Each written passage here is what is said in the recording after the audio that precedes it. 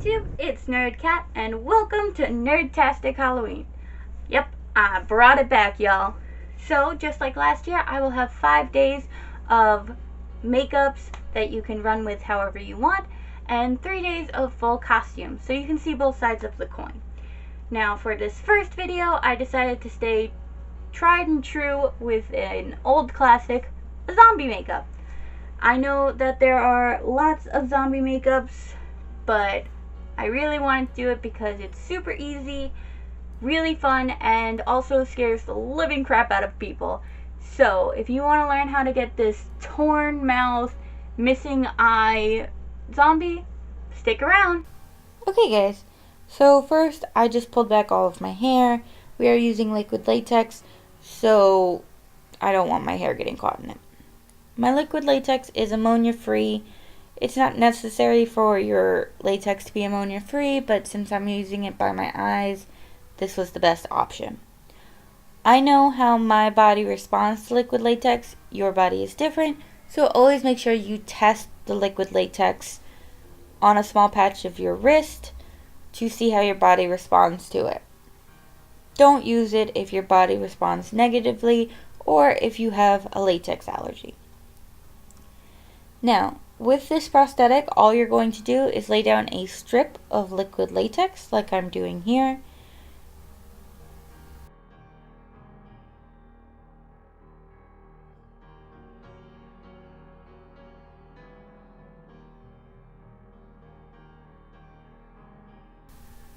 And then you're going to take a strip of a cotton ball. To get cotton ball strips, you just unroll a cotton ball and tear off pieces like this. And then place it on top of where you put the liquid latex.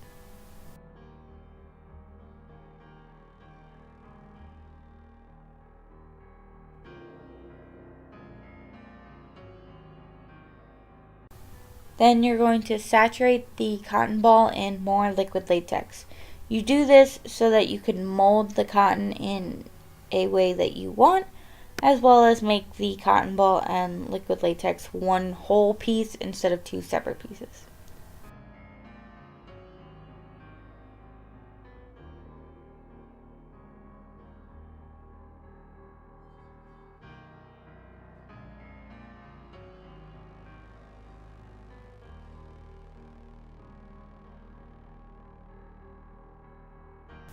So now I'm using a sculpting tool to manipulate the prosthetic. I'm pulling at the edges to make it higher, as if making a crater by my eye, and pulling the top edge to make it more ripped and torn, to look like the skin itself was ripped and pulled at.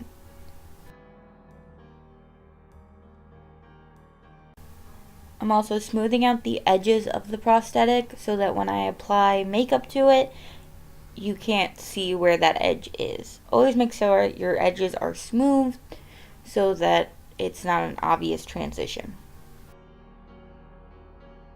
I'm using a sculpting tool for this, but this isn't necessary. You could use your fingers or a toothpick, but whatever you use, make sure you're very careful around your eyes and your skin because you don't want yourself being poked. Be careful. Now I'm gluing my eyebrows. This seems weird and unnecessary because I'm not blocking out my eyebrows, but this is to protect my eyebrows from the liquid latex. Washable glue sticks are your best friend when it comes to liquid latex. You don't want to put down liquid latex and then rip off all of your eyebrow hairs later. Make sure you use a glue stick if you're using the latex anywhere near your eyebrows. So I just apply it onto my eyebrows and then you clean the area around your eyebrows where the glue met your skin, because if the glue dries onto your skin and you try to apply makeup, it's going to look really weird because the glue is there. So always make sure you clean up that area around the eyebrow.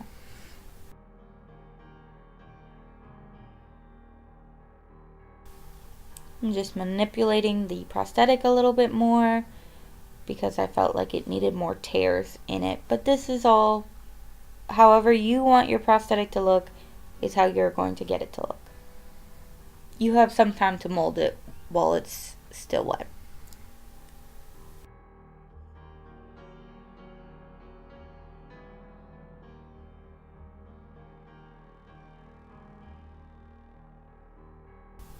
So as my eyebrow dries, I'm going to do my mouth prosthetic.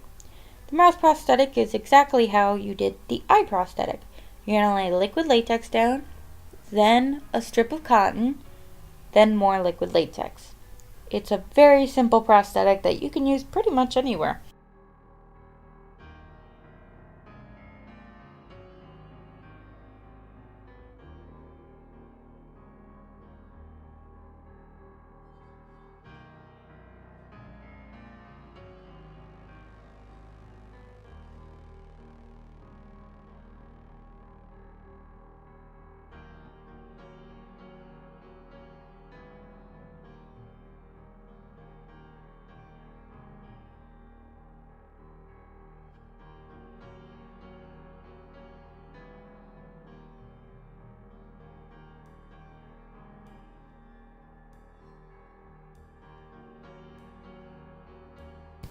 So right about here is where I realized that I needed to make the lip prosthetic a little closer to my mouth, because I realized it was too far away from my lips to look like it came from my mouth. But this is the first time I've ever done this prosthetic, so there's always you can learn a little bit more. To be honest, if I was gonna do this again, I would have made the rip a little bit wider and the teeth more sunken in, but that's just me. So as you can see, I'm doing the cotton latex around the rest of my eye now that the eyebrow is dry. And again, smoothing out the edges, tearing at the top part, doing the same thing so it looks like everything molds together, that it's one piece. So now I'm going to make teeth for the inner part of my mouth prosthetic. I actually looked to use my fingers to find where I think the end of my teeth are, and then what I did was take small pieces of cotton, roll it in some latex, and shaped it to be like a tooth shape, and put down a little bit of liquid latex, stuck the cotton ball latex tooth down, and kept going from there. I probably would have made the teeth more realistic looking, but again, first time, wasn't really sure what I was doing.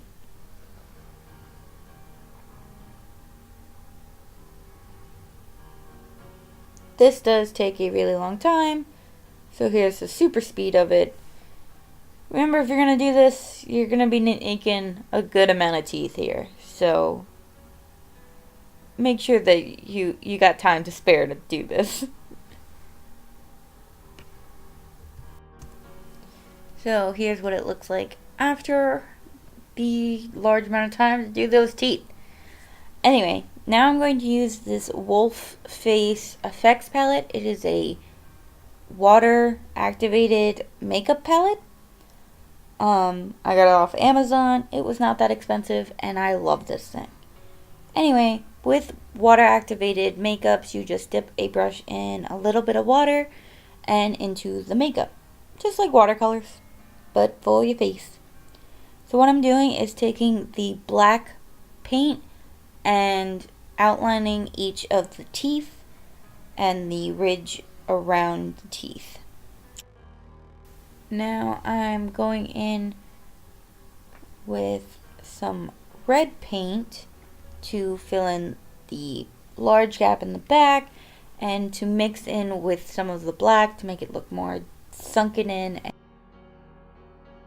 I'm also bringing some of that paint away from the prosthetic and onto my lips so it looks like it came from, like I ripped away from my lips.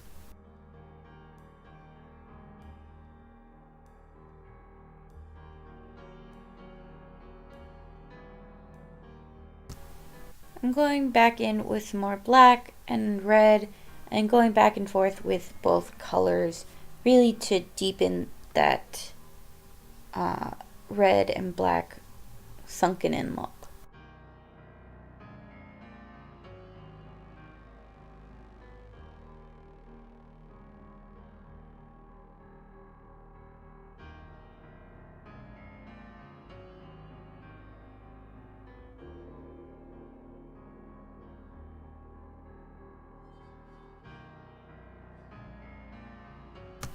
So now I'm going in with yellow and painting all of the teeth yellow with a little bit of gray. A lot of photos I've found the teeth on the zombies are white, which seems a little weird.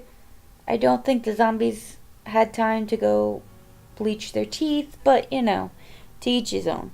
My zombie's gonna have rotten looking teeth. So I went in with some yellow, some gray, and a little bit of orange around where the teeth would be in the gum line to really look like decay and gross.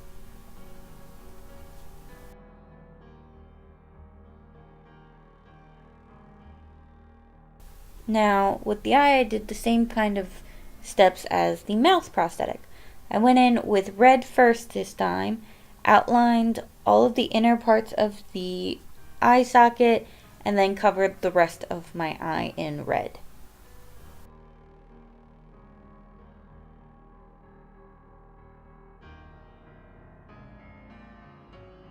And then went in with black, trimmed the outer or the inner edges again, and then blended the red and black together.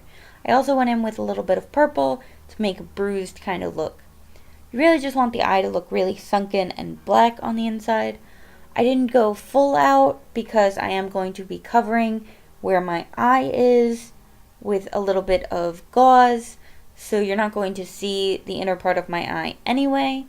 But if you were just going to have it open, I would really make that entire area really dark. Now I'm going in with some pink around the edge of the prosthetic to make an irritated look. I also went in with some brown as well to really make that edge look infected and kind of blown out. Then take some red paint and paint the entire prosthetic in red paint. As you can see, some of the prosthetic is still showing because I wanted to add other colors to it as well. I do the same effect with the mouth prosthetic as well.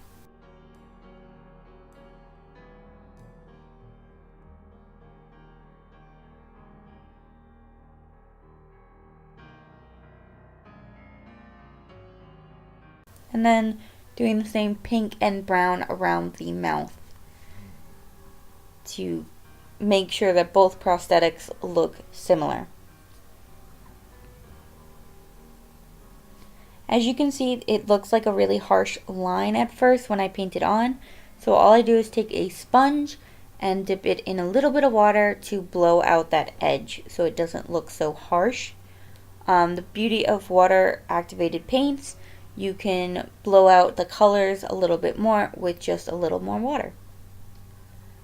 Now I'm going in with that brown again onto the edges of the prosthetics to make it look like the skin is infected and pulling away just a little bit more, so it blends in nicer.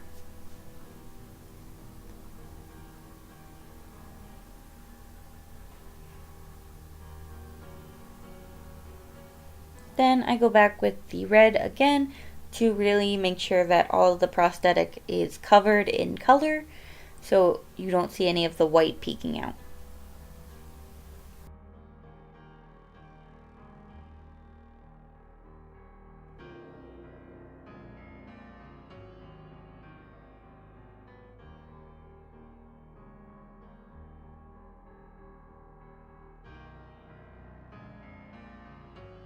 I also take some of the red and go over the teeth a little bit, just dry brushing them, just to make sure that the red is on the teeth and, you know, they really look infected and gross.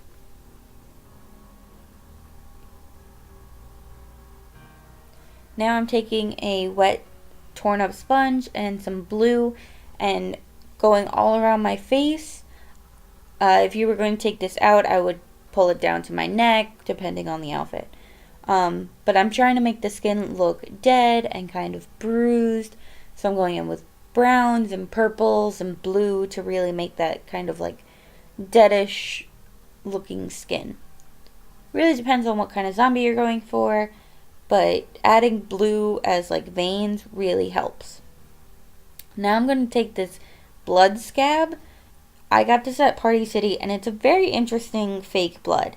It goes on very much like stage blood, where it's kind of jelly form, where it drips everywhere, and it's very annoying and sticky. But what's cool about it, though, is once it dries like a scab onto your skin and doesn't come off without makeup remover or something like that. So if it touches something, it's not going to stick to everything like stage blood does. Anyway, I'm putting that all over the mouth prosthetic where the gum line would be, and in the giant crater that I have on the other side. Really just making it really bloody and gross. And then bringing that to the eye as well and have it like pour out of the eye socket. So the cool thing about this is that once it does dry, you're set, but it still looks really gross and bloody even as it's drying. So it doesn't look matted once it's dry, it just looks like blood. So now I'm going to apply a gauze X to my eye socket. So I'm using a little bit of spirit gum and a cut up piece of gauze and gluing that across half my eye, or diagonal across my eye. This is when I realized I probably should have painted this before putting it on my eye, but that would have been smart. So here I'm just going in with browns and red and a little bit of the blood all over the gauze itself to make it look dirty and gross, just like where it is on my face. So I learned better this time and pre-painted the second piece of gauze that I use before putting it on my face, because it's a lot harder to paint it when it's on your face and kind of, laying across an open eye. So I painted it, and then as you can see, I fixed up this side with a little more spirit gum, but I stuck it to my face with more spirit gum and then touched up some of those edges, because as you can see, there's one very white edge. So I made sure that it looked dingy and gross, just like the rest of it. I decided to do this cross kind of eye because I really like that look, and also it saves me time from painting my entire eye and, black and everything. So here I'm just messing up my hair to make it look like, I'm a zombie. And then decided that I needed a little bit more, so I took the sponge and some purple and blue paint and went over my lips to make it look more dead and, lifeless, and around my eyes, to my other eye, to make it look more bruised. Then I took some mascara, put it on my one eye, and then messed it up around it to look like, she was human at one point and then died. So, I thought a little bit of mascara would really sell that kind of all of a sudden she died look. And that's it. Mess up your hair and bam, you're ready to be a zombie. So, I hope that you guys enjoyed this video. If you did, hit that like button. If you want to see more, hit that subscribe button. And I'll see you next time. As always, stay nerdy, my friends. Later!